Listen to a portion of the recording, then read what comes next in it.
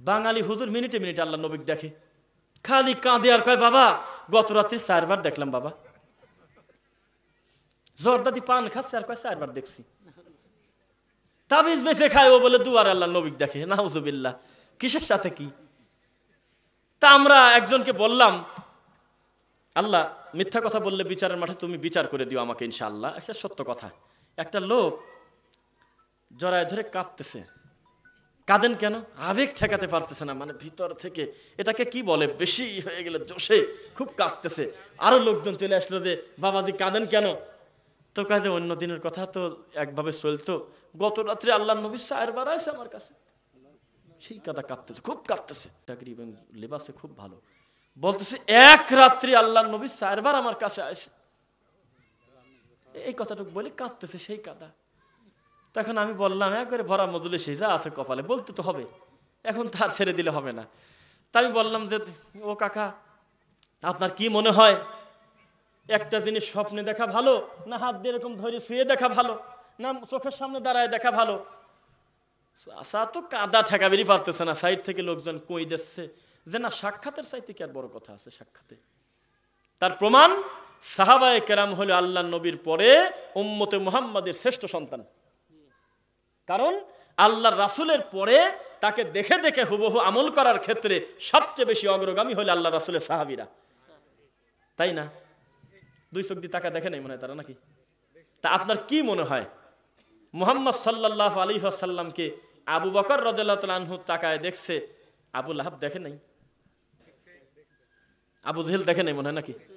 Utba Saiba দেখে নাই, আব্দুল্লাহ বিন উবাই দেখে নাই? তো কাউকে দেখা, আল্লাহ রাসূলকে দেখাটাই যদি সত্যের মাপকাঠি হয়, তাকে দেখাটাই যদি আমার জান্নাত ওয়াজিব হওয়ার জন্য যথেষ্ট হয়ে যায়, তাকে দেখাটাই যদি আমার সবচেয়ে বড় বড় কথা হয়, তা আবু লাহাব, তারপরে উতবা সাইবা, আবু জাহাল প্রতিষ্ঠিত, তারা খারাপ মানুষ, ইতিহাস দেখাটাই কি যথেষ্ট, না তার আদর্শ মানা যথেষ্ট? বলেন। একটা লোক মুহাম্মদ সাল্লাল্লাহু আলাইহি ওয়াসাল্লামের সুন্নাত পাই টু পাই আমল করেছে, কোনোদিন রাসূলের সুন্নাতকে ব্যঙ্গ করে নাই, জীবনেও রাসূলের সুন্নাত পাওয়ার পর বলে নাই তাও তো হাদিস, সুন্দরভাবে মেনে নিয়েছে যে না সামিনা ওয়া আতানা, যেই শুনলাম মেনে নিলাম আলহামদুলিল্লাহ। এই লোকটা কোনোদিনও যদি আল্লাহ রাসূলকে স্বপ্নে না দেখে জান্নাত কি ঠেকে থাকবে বলে মনে করেন? কিন্তু ওই কাকা কাঁদতেছে আর হাতে তসবিহ, ওই কথাটা আমি ধরলাম যে কাকা এত বড় তসবিহ পুরা বাই করে না কে? কারণ ভিতরে আরো 5 প্যাচ আছে, ফুল গুড়বির গেলি পরে 1000 দানার তাসবিহ, ওই তাসবির নামই হলো 1000 দানার তাসবিহ, উনি সহজে বের করে না। আল্লাহকে বলছি সাক্ষী, কিন্তু আল্লাহকে বলছি সাক্ষী 1000 দানার তাসবিহ উনি ভিতরে ভিতরে ঘোরায়, কিন্তু কাঁদার সময় থামে না। আমার দুঃখ হলো আমার সাথে যখন কথা বলতেছে তখন থামার কথা না, তাও টানিয়ে চলে যায়, খালি খালি টানতেছে, তখনও কথা বলতেছে আর ওই পানের জর্দার কোনা ছিটে আসি মানুষের গায়ে লাগে। এখনো তার বাম ডানায় তাবিজ, যে দেশে সে পীরের নামও জানি, ওই বর্ডার পার করা বাবা। এই লোক যদি কাঁদে আর কয় গত রাত্রিও 4 বার দেখলাম আব্বা, তাহলে এর চাইতে আর শয়তানের কিছু আছে?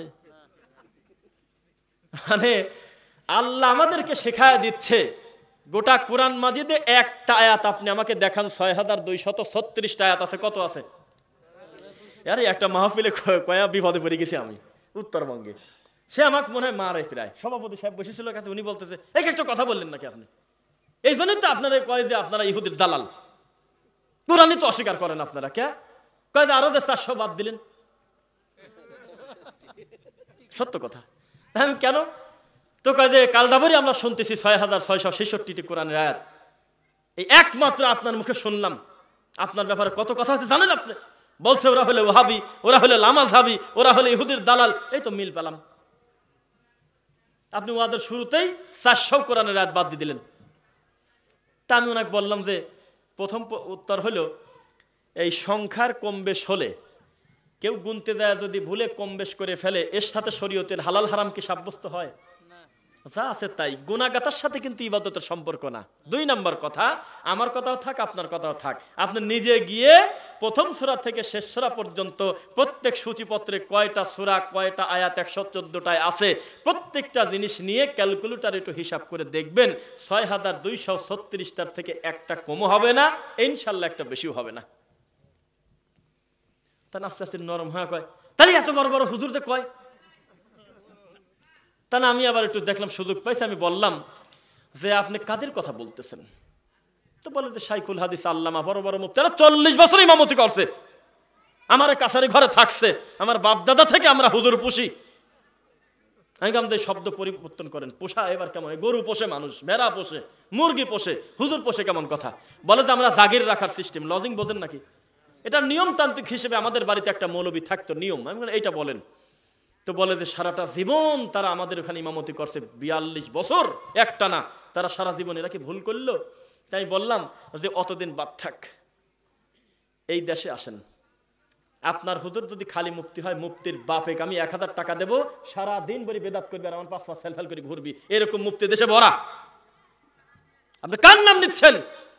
মাত্র সামান্য দুনিয়ার কিছু পার্থিব লোভে 200 টাকার জন্য চোখের সামনে আল্লাহ নবীর সুন্নাতকে ব্যঙ্গ করবে, এরকম লোক রেডি? কার কথা বলতেছেন? কোন মুফতির কথা বলতেছেন? যিনি হাজারো মানুষের সামনে দাঁড়ায় আল্লাহ রাসূলের সালাতকে নিয়ে ব্যঙ্গ করে, তার কথা বলতেছেন? তখন ওনার আস্তে আস্তে দেখলাম এই সুযোগে একজন সভাপতি, তিনি তো অবশ্যই সমাজে একটা বেটার পজিশনে আছে, একজন গুরুত্বপূর্ণ নাকি, তাছাড়া তো এত বড় পদ তাকে দেওয়া হয়নি। তখন তাকে বললাম, শোনেন, আমাদের উপরে যারা ইহুদির দালাল বলে, এর চাইতে মিথ্যা অপবাদ, এর চাইতে নোংরা অপবাদ কোনো মানুষ মানুষকে দিতে পারে না। কেন? কারণ যত অমুসলিম আছে, পৃথিবীর যত অমুসলিম আছে, প্রত্যেকটা অমুসলিমের চোখের কাঁটা ডক্টর জাকির নায়েক নাকি? আমি বললাম যে 1450 বছর ধরে এইরকম একটা বুলেট, এইরকম একটা দিনের চূড়ান্ত দায়ী ভিন্ন কোনো মানহাজে হয়েছে, নাম বলেন একজনের। আমি বললাম এই মানুষটা কোরআনের ব্যাপারে যে চ্যালেঞ্জ করেছে ইহুদিরা, খ্রিস্টানরা, নাস্তিকরা, যে এই কোরআনে কে কয়েছে ভুল নাই, 30টা ভুল আমরা দেখতেছি, এই কথা বলে 30 বছর তার কথার জবাব দেওয়ার মতো কোনো মৌলবী খুঁজে পায় নাই এই দেশের মানুষ। মুফতি মনে করছে আমার ভেজাল কিসের, আমি 1000 টাকা পাই একটা তাবিজ লিখছি, আমার মুশকিল কিসের? আমি মিলাতে খালি কাজে যাবো, আমার ভেজাল কিসের? প্রতি বছর তো 2000 টাকা বেতন বাড়তেইছে, আমি ভেজালে নেব কেন? কোনো দিক টাকায় নাই, সমানে ইসলামের উপর কলঙ্ক দিয়ে গেছে, কেউ ধরার সুযোগ পায় নাই। সারা পৃথিবীর খ্রিস্টানরা অকথ্য ভাষায় ইসলামের উপরে অপবাদ দিয়েছিল। ধীরে ধীরে ধীরে ধীরে ওইদিকে আল্লাহ শেখ আহমেদ দিদাতকে রেডি করতেছিল। মানুষ কোনোদিন কল্পনা করতে পারে নাই যে এমন একটা মানুষ, দেখতে শুনতে এইরকম দেখা যাবে, কালো মানুষ, এই শেখ আহমেদ দিদাত একা সারা পৃথিবীর খ্রিস্টানদের অপবাদের হাঁটুক কাঁপায় দেবে, মানুষ কল্পনা করতে পারে নাই। আবার তিনি যখন বৃদ্ধ হয়ে কবরে যাবে যাবে যাবে যাবে, আল্লাহ হয়তো নিয়ে যাবে, ওইদিকে আবার ডক্টর জাকির নায়েককে আল্লাহ প্রসেস করতেছে। এর নাম হলো দিনের বিজয়। চিৎকার চেঁচামেচি করে, ব্যানার নিয়ে লাঠি পিটা করে সত্য কোনো দিন দাবায় রাখা যাবে না, কোনোদিনও সম্ভব না। হাদিসের রাবি হলো সাওবান রাদিয়াল্লাহু তাআলা আনহু, হাদিসটা আছে হলো সহিহ মুসলিম 4844। হাদিসের রাবি সাওবান রাদিয়াল্লাহু তাআলা আনহু, তিনি বলতেছেন রাসূলুল্লাহ সাল্লাল্লাহু আলাইহি ওয়াসাল্লাম বলেছেন, লা তাযালু তাইফাতুম মিন উম্মতি যাহিরিনা আলাল হক। পরিস্থিতি যত জটিল হোক, তবুও আমার উম্মতের একটি দল সর্বদা হকের উপরে থাকবে। সুবহানাল্লাহ বললেন না? লা ইয়াদুররুহুম মান খাযালাহুম, তাদের থেকে বের হয়ে গিয়ে যতই কানা ঘোষা করুক, গালিগালাজ করুক, কোনো ক্ষতি করতে পারবে না, ইমানের ক্ষতি করতে পারবে না। হাত্তা ইয়াতি আমরুল্লাহি ওয়া হুম কাযালিক আও যাহিরুন। অন্য বর্ণনায় সহিহ মুসলিম 4845 নম্বর হাদিসের শেষের অংশ, ওহুম যাহিরুন, আরে শুধু হকের উপরে না, এই অবস্থায় বিজয়ী হয়েই আল্লাহর সামনে দাঁড়াবে তারা। তুমি নয় তাবিজ বেছে খাচ্ছাও, সারা দুনিয়ার সবাই তো এই কাম করবে না। তুমি না হয় রাসূলকে অপমান করতেছো জশ্নে জুলুসের নামে, সবাই তো করবে না।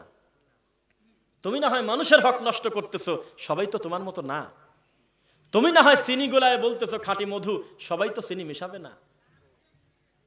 তুমি না হয় দুধে পানি মিশায় বললে যে অরিজিনাল খাঁটি দুধ, সবাই তো পানি মেশাবে না। তুমি না হয় ভেজাল জিনিস নিয়ে এসে বলতেছো যে অরিজিনাল জিনিস, কোথাও না কোথাও তো ভালো জিনিস আছে, না থাকলে তো দুনিয়া থাকতো না, থাকতো কি? তাহলে হক যে পৃথিবীতে কিয়ামত পর্যন্ত থাকবে, এটা আপনারা মানেন কি মানেন না? সংখ্যার বিবেচনা সত্যের মাপকাঠি নয়। 2 জন 5 জন 10 জন যাই হোক, এটাই হকের উপরে থাকবে ইনশাআল্লাহ।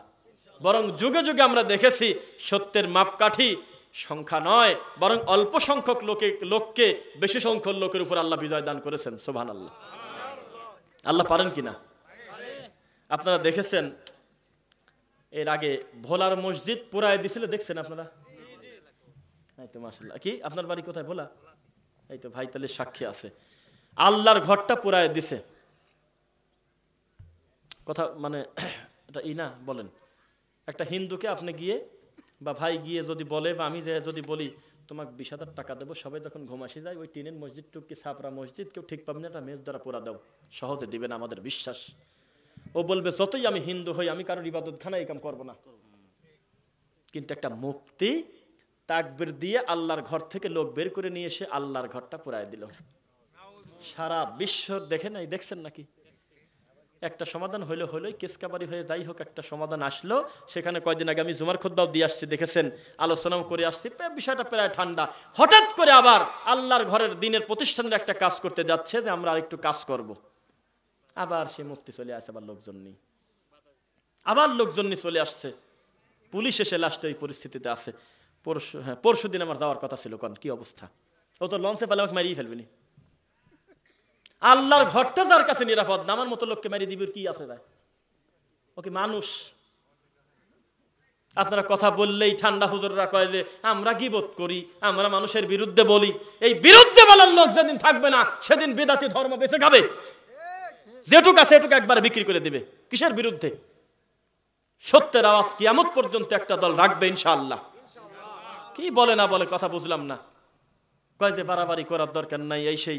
তা বাড়াবাড়ি করবো না, চুপ করে বসে থাকি, ওরা মাদ্রাসা ভাঙুক, মসজিদ ভাঙুক, সব ঠিক রাখুক, আমি খালি মুখ দিয়ে লোকজনকেও বলবো না যে ভাই এই ব্যাপার আপনারা একটু দেখে দেন, ভাই কথা বলবো না। দুঃখে হাসি আসে, আপনারা বেশি হাসবেন না।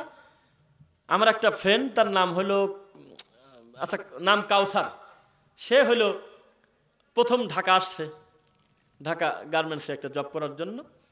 তো গার্মেন্টস থেকে কিছু গলি পার করে তার বাসায় যাওয়া লাগে। তো লাস্টে বোঝেনি তো পরিস্থিতি, বেতন পাওয়ার দিন কি কামটা হয় বেশিরভাগ ক্ষেত্রে। তো সুন্দর করে ওর সব কিছু যা ছিল নিয়ে গেছে। তো পরে বাসায় চলে আসছে। আসার পরে আমাদের সাথে একদিন গল্প করতেছে, আমরা বলছি আরে তোমার এই মরক ডাকা 1110 মোবাইলটা নিয়ে গেল, একটা কথা। ওই সময় তো ওইটা খুবই 1110 আছে না, মোবাইল ছিল নোকিয়া, একটা কথা, এরকম একটা ফোন চলে গেল, 1300 টাকা দাম, 4 কথা। তো কিছু কয় না, টাকা ছিল 3000, এতগুলি টাকা নিয়ে গেল। আমরা বন্ধু আফসোস করতেছি, ও কিছু বলে না। আমি কি ব্যাপার, তোমার মন খারাপ হয় না? তো ভাঙি মন ভার করে চলো রাস্তাঘাটে। কয় আমি এই জন্যই মন ভার করে থাকিনি, আমার টাকা 3000 নেছেন হিক, আমার মোবাইল চলে গেছে যাক, আমার দুঃখ হলো এইগুলি যখন আমার কাছ থেকে নেয় তখন আমি তো কাঁদতেছিলাম, আমার কাঁদবিরও দিলেন, আমার কয়তে কাঁদলি মারি ফেলবো। আর সব কিছু নেওয়ার পর বলল ওই বড় 10 তলা বিল্ডিং পর্যন্ত হাঁটি গেলি মারি ফেলবো, একবার দৌড় দিয়ে যাবি, পিছনে তাকালে আবার ধরবো, একটু হাঁটি দিন যাসনি। কয় দিয়ে সব কিছু নিয়ে গেল, মারল ধরি। আমার দুঃখ একটাই, এই দুঃখ নিকে দৌড় আসে, খালি হাতে ফেল করে আমি দৌড় পারতে যাচ্ছি। একটু জোকার মতো এই কথাটা বলল। দেখেন আপনারা কি আমাদেরকে এই সঠিক দিন ধর্ম কোরআন এবং সহিহ হাদিসের প্রচার যারা করে, সঠিক দিন ধর্মের কথা মানুষকে যারা বলে, তাদেরকে কি এতই অবহেলা হয়ে থাকতে আপনার মনে চায়? কোনো দামি নাই।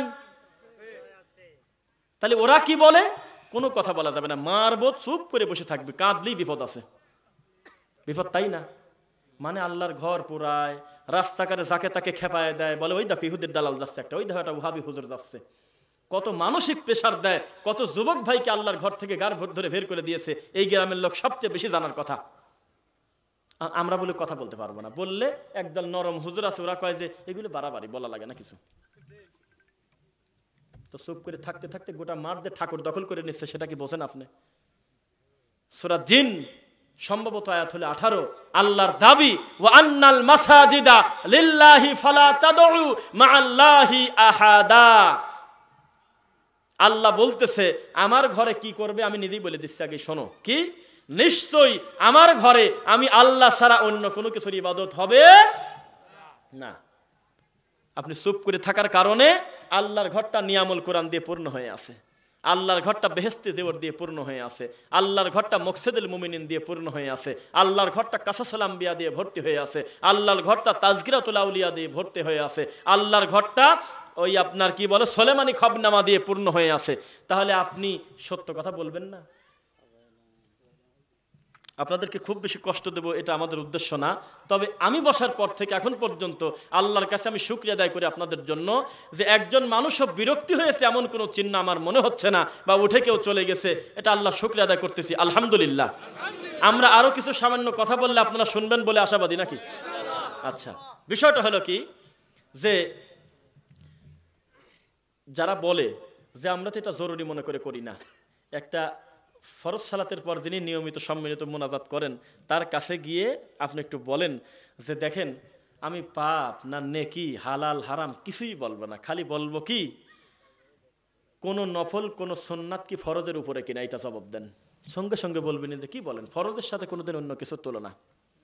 একটা লোক সলাতে দাঁড়ায়ছে, ইদা উকিমাতিস সালাহ ফালা সালাতা ইল্লাল মাকতুবা, যেই একামত হয়ে গেছে সালাত বাতিল, কোনো কথা নেই, যা আছে ওইভাবেই। এক রুকু দিছাও, এক সেজদা দিছাও, উঠে চলে যাও, আর এক সেজদা তোমার দেওয়ার দরকার নেই। তা এর সাথে কি তুলে, ফরজ হলে বেশি দাম। তো তখন যদি আপনি বলেন আপনার পিছনে কত লোক, ওই দেখেন কত মানুষ মাগরিবের শেষের রাকাতটা পায় নাই, দেখেন এই দেখেন কত লোক 2 রাকাত সালাত পায় না, ওই দেখেন দাঁড়া দাঁড়া এখন সূরা কিরাত পড়তেছে। আপনি যে এত জোরে হাত তুলে বলতেছেন রব্বানা যালামনা আনফুসানা ওয়া ইল্লাম তাগফির লানা ওয়া তারহামনা লানাকুনান্না মিনাল খাসিরিন, এই যে জোরে জোরে বললেন, এতে কি এই লোকটার কানে গেল না? এই যে মাইকে বলতেছেন আল্লাহর ঘরে, এই মানুষটা সূরা কিরাত কি পড়বে না? এইটা জবাব একটু দেন। জবাব আছে কি? লাস্টে হুজুর বিভিন্ন ভাবে আপনাকে শেষ পর্যন্ত বলবে দেখেন কাজটা তো ভালো না, আমরা বুঝি যে এটা মানে সুন্নাত না, কিন্তু আমরা তো জরুরি মনে করে করিনি, আমরা এটাকে মুস্তাহাব মনে করে করি। নাউজুবিল্লাহ। যদিও এটা তো মুস্তাহাব তো দূরের কথা, এটা তো কোনো কামই না, এটা হলো কুকাম। বোঝেন না কথা? আরে আল্লাহ গোটা কোরআন মাজিদে আপনাকে আমলে সলে করতে বলতেছে, শুধু আমল করতে বলে নাই। কি বলেন আপনি? আল্লাহ কি আপনাকে আমল করতে বলছে? বলেন তো দেখি। বলছে তুমি আহসানু আমালা করো, আমালুন সলে করো, ওয়াল আসর। আল্লাহ কসম করতেছে এখানে সময়ের, ইন্নাল ইনসানা লাফি খুসর। আল্লাহ বলতেছে নিশ্চয়ই মানুষ মানেই ক্ষতিগ্রস্তের ভিতরে আছে। ইল্লা বলে সব কথা ঠেকা দিছে, শুধু তারা বাদে কারা? আল্লাযীনা আমানু ওয়া আমিলুস সলিহাত, যারা ঈমান আনে এবং সৎকর্ম করে। খালি কর্মের কথা থাকলে তো কোনো কথাই হতো না। যদি আল্লাহ বলতো যে তুমি খালি আমল করো, তাহলে আপনি 100 রাকাত আমি 120 রাকাত, তাহলে আমি জিতে গেলাম, তাই মনে করতাম আমরা। আপনি 2000 বার তাসবিহ পড়ছেন, আমি 3000 বার, তাহলে আপনার থেকে আমি বেশি বুজুর্গ মানুষ। কিন্তু গোটা কোরআন মাজিদ আল্লাহ কথাও বলে নাই তুমি আমল করে চলে যাও, তোমারও হিসাব নাই, যা হয় হোক। আল্লাহ বলেছে আমালুন সলে করতে। আর মুহাদ্দিসিনে কেরাম, বিশ্বের সব মুহাদ্দিস একমত যে আমালুন সলে বলতে আমলে মুহাম্মদ সাল্লাল্লাহু আলাইহি সাল্লামকে বোঝানো হয়। যেই আমলটা মুহাম্মদ সাল্লাল্লাহু আলাইহি সাল্লামের নীতিতে হুবহু হয় তার নাম হলো আমলে সলে। আর যেইটা রাসূল সাল্লাল্লাহু আলাইহি সাল্লামের নীতিতে হয় না ওটা আমল না, ওটা বেআমল, ওটা কুকাম, ওটা অকাম। তো যাই হোক, আপনার দৃষ্টিতে যদি মুস্তাহাবও হয় তাহলে একটানা 7 দিন না করে থাকেন তো দেখি। কয় যে মাঝে মধ্যে একটু বাদ দেই, তো বললাম যে তাহলে করেন, শিফট করে নেন। 6টা 2টা 2টা 10টা 10টা 6টা শিফট থাকে না গার্মেন্টসে বা চাকরিতে, বুঝি আমি। শিফট থাকে না 3 শিফটে, 6টা 2টা 2টা 10টা 10টা 6টা। তা আপনি এরকম একটা শিফট করে নেন যে একটা মাসে প্রথম 2 সপ্তাহ আমি করবো না, দ্বিতীয় 2 সপ্তাহ আমি করবো, দেখি 3 দিন চাকরি টিকান তো দেখি। আপনি জর্দাদি সারাদিন পান খাবেন, একটা মুসল্লির কিছুই আসা যায় না। আপনি সারা দিন তাবিজ বেচবেন, শিরিক বেচবেন, কারোর ঠেকা নাই কিচ্ছু বলার। কয় যে গলি পরে কয় যে ওই আমার কি, উনি তাবিজ কি বেচলো তো আমি কি করবো, কমিটি তাই কয়। কিন্তু 2 দিন মোনাজাত যদি না করেন তো সভাপতির গম হারাম হয়ে যাবেনি। সরা তো ভেজাল, সে সরাই মান সম্মান গেল রে। এক একটা কথা, সবাই মিলে একটু কাঁদবো, একটু আল্লাহর কাছে চাওয়াটাও বন্ধ করে দিল, ওহাবি হুজুর রে।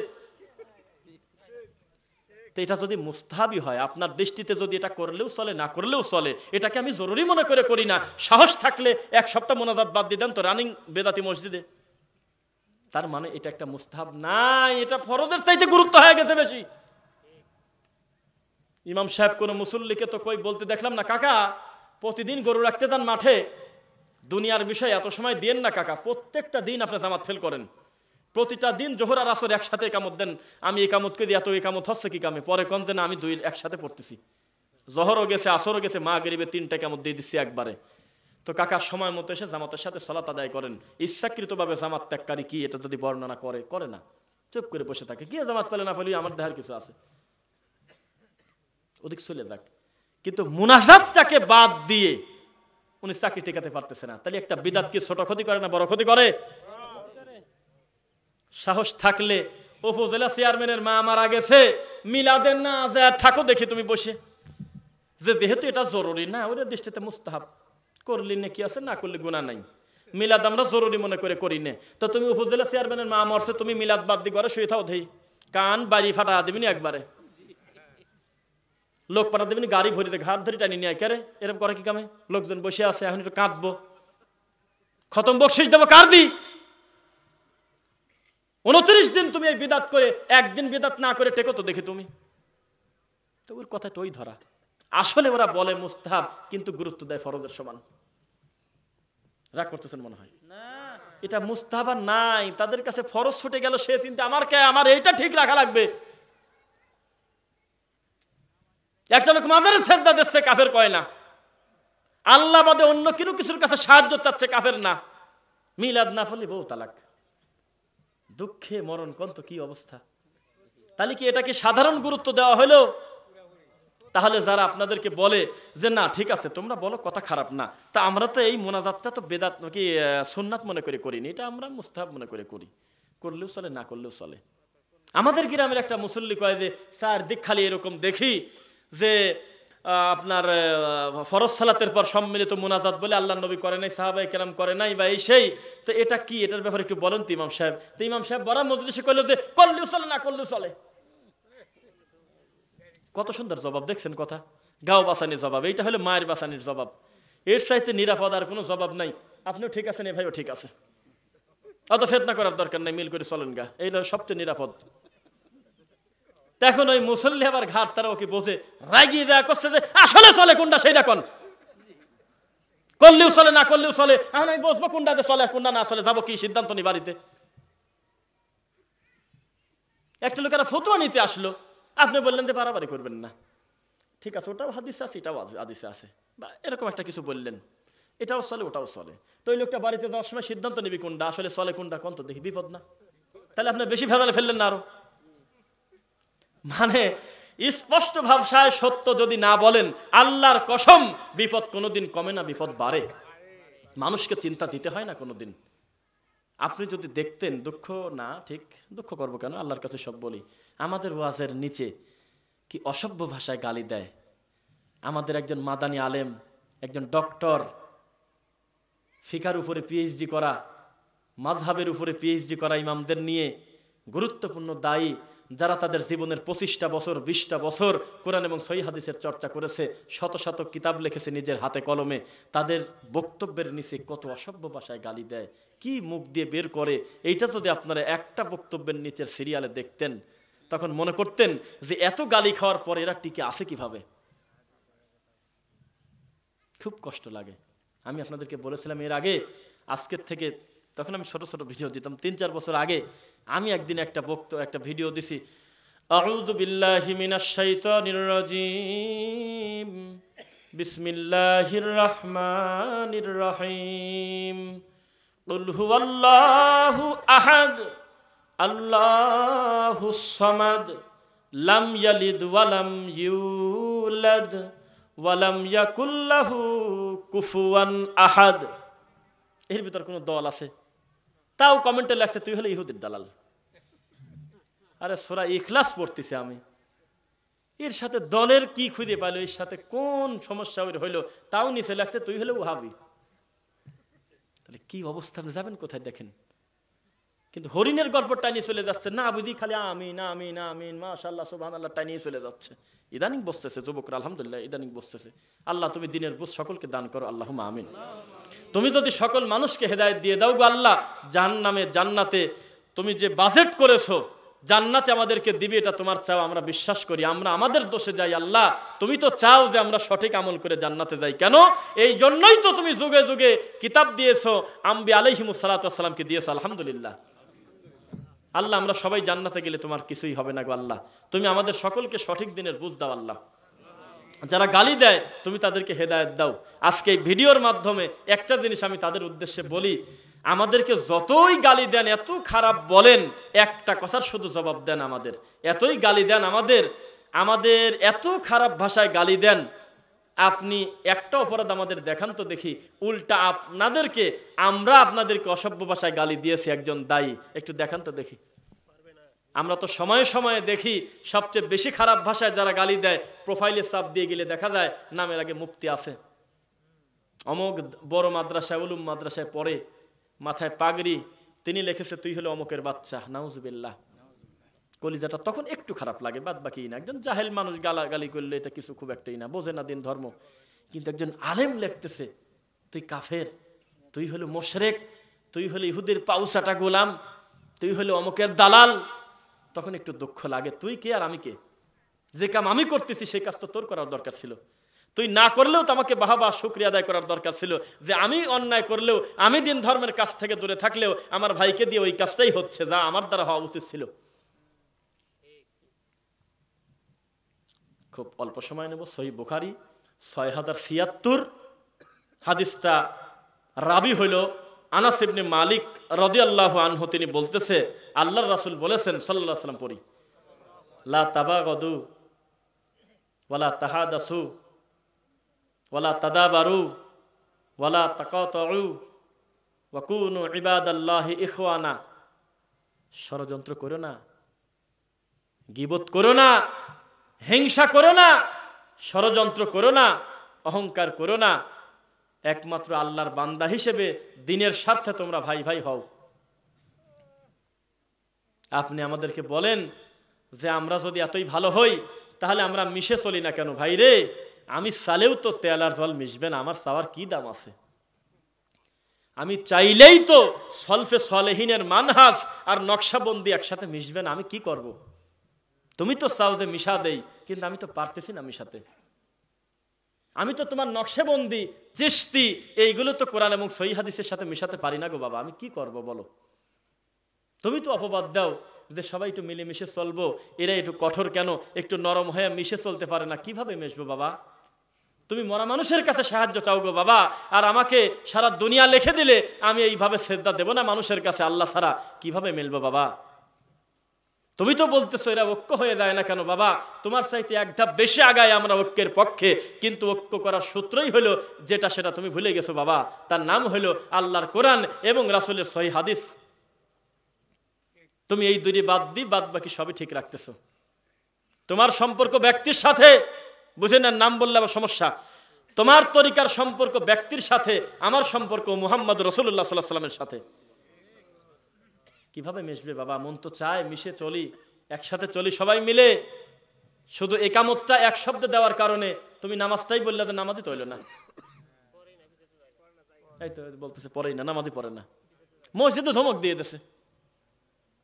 ঘটনাটা বলি, পাবনা সুজানগর দারুল হাদিস খলিলপুর পাবনা, এরকম একটা জায়গা, খলিলপুর পাবনা, হ্যাঁ ঠিক আছে।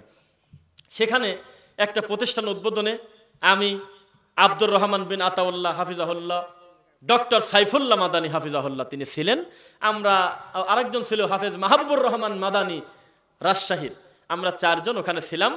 তো প্রতিষ্ঠান যেদিন উদ্বোধন হবে তার আগের রাত্রে আমরা পৌঁছে গেছি, সবাই একসাথে গল্প টল্প ছিলাম, সব ঠিক আলহামদুলিল্লাহ শাইখদের সাথেই। পরে সকালবেলা জোহরের সালাতের সময় ইমাম হলো আমি, আর পিছনে একজন মুয়াজ্জিন, তিনি ইকামত দিবেন। ডক্টর সাইফুল্লাহ মাদানী ঠিক আমার কাছাকাছি, এই প্রথম কাতারে কাছাকাছি ইকামত দিচ্ছে। আল্লাহু আকবার, আল্লাহু আকবার, আশহাদু আল্লা ইলাহা ইল্লাল্লাহ, আশহাদু আন্না মুহাম্মাদার রাসূলুল্লাহ। ইকামত শেষ, আল্লাহু আকবার বলে হাত বাঁধবো, বাঁধতে দেবে না। খুব রাগ। তাই মনে করতেছি একটু নাচ আসা সালাত অন্তত শুরু করি, এ হয়ই না। পিছন থেকে যে কি অবস্থা, যে একামত না হলে নামাজ হয় কিভাবে, তাই করছে বারবার বলে। তখন আমি বললাম যে আমার ভাইজানকে একটু সামনে আসতে দেন, একটু একটু কথা বলি। হ্যাঁ হয়েছে, এখান থেকেই বলেন, একামত হয় না, তার নামাজ কিসের? খুব রাগ করতেছে। এ কথা কিন্তু শুনবে তারা, খুব রাগ করতেছে। বেশি রাগ করার প্রধান তো কথা বলতে হবে। আমি ঘুরে দাঁড়ায় বললাম, একটু সামনের দিকে আসতে বললাম এই কারণে, আপনাকে চাঁদে তোলার জন্য না, শ্রমিক খাওয়ার জন্য না। আপনি দেখাবির সালাম, আপনি কত বড় গাধা, কার সামনে কি বলতেছেন আপনি, এখানে কে আছে জানেন আপনি? এই জন্য ডাকতেছিলাম যে কাছে এসে একটু কথাটা বলে যান, যে আপনার এই সামনের কাতারে কে সালাত আদায় করতেছে এটা দেখে যান অন্তত, মুসল্লিটাকে। ইমাম দেখার দরকার নেই, আমি কিছু জানি টানি না। দেখলে হয়তো বুঝতে পারতেন, এনটিভিতে হোক, আর টিভিতে হোক, বা কোনোভাবে হয়তো আপনার ঘরেই দেখেছেন। চ্যানেল বদলাতে বদলাতেও তো একটু আসে, বউ দেখতেছে তো রাত দিন ওই জলসাই, হঠাৎ একটু আসার কথা। তা আমি মনে করছিলাম যে আপনি কিন্তু চিনাবো, আপনি কি চাঁদে তুলবো নাকি, আপনি বোঝেন ধর্মকর্ম কাকে বলে, তাও বোঝেন। আর আগে আমি মাইকে